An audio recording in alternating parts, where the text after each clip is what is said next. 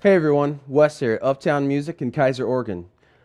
I just wanted to take a second here today to talk to you guys about the basics of finding an acoustic guitar for you. I remember my first time walking into the shop and looking for an acoustic guitar, and there was walls just covered with these guitars. And I had no idea. It was really intimidating. I didn't even know where to start. And I felt like even just having a basic knowledge of what to go off of would have really made all the difference in the world.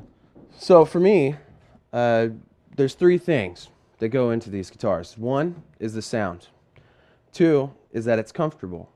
And three is that it's pretty. And in my opinion, that's one of the most underrated. With the sound, there's a lot of things that come into play.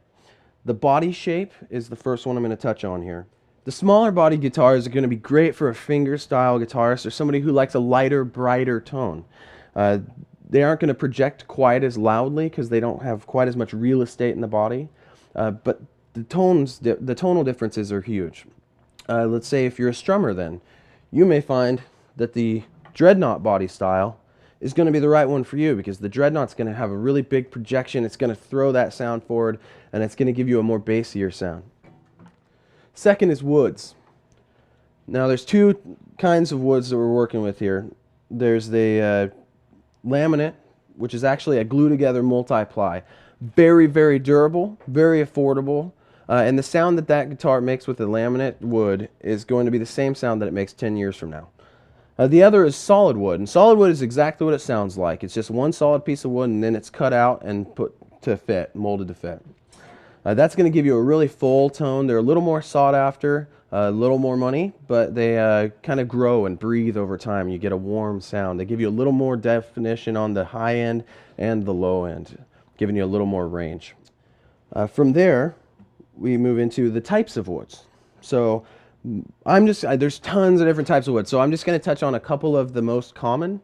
Most commonly you'll find a Sitka spruce top on these guitars. That's a really bright sounding, it's a light sounding top, which is really important to have that. And in fact, the first upgrade to solid woods comes in the top, and that's because 70% of your sound is going to come from the tops of these guitars. Mixing that with the back and sides, that's going to give you your overall blend, the overall tone. Most commonly you'll find a mahogany or a rosewood.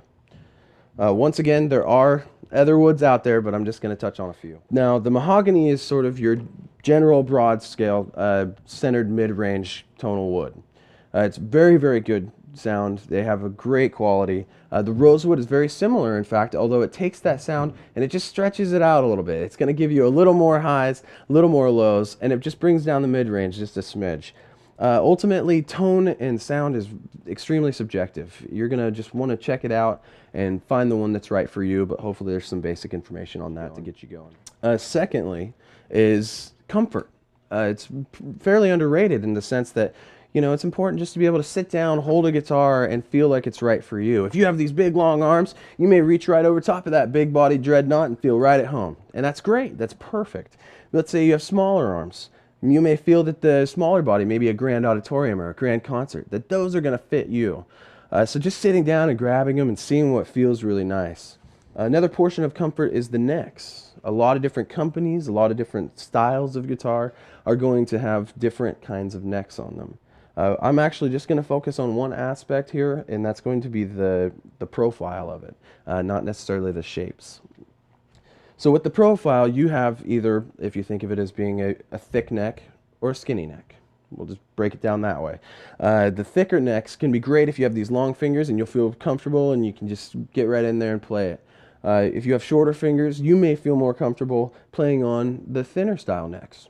You may be able to reach your strings a little easier and really lock down your chords. And that's going to be a huge value, especially if you're just starting out. Moving into the third, and I think the most underrated as far as what's important in picking a guitar, is that it's pretty. Ultimately, if your guitar is attractive to you, especially as a beginner, you have it sitting on the stand in your music room or in your bedroom, and you're going to see it and go, yeah, I like that. It looks pretty. I want to play that. It's that inspiration. It's that drive that's really going to help you learn. You're going to stick with it, learn faster, and all of these things combined are what you really want to look for in picking out the guitar originally. getting the right guitar for you starting out can make all the difference in the world as to whether or not you stick with it. So just finding that ultimate balance is really going to be the way to go. Now that you have some basic information on how to pick your guitar, swing by and we can help you find one. We sit you down, you can try out the body styles, and we can make sure that you find the right one for you. Thanks so much.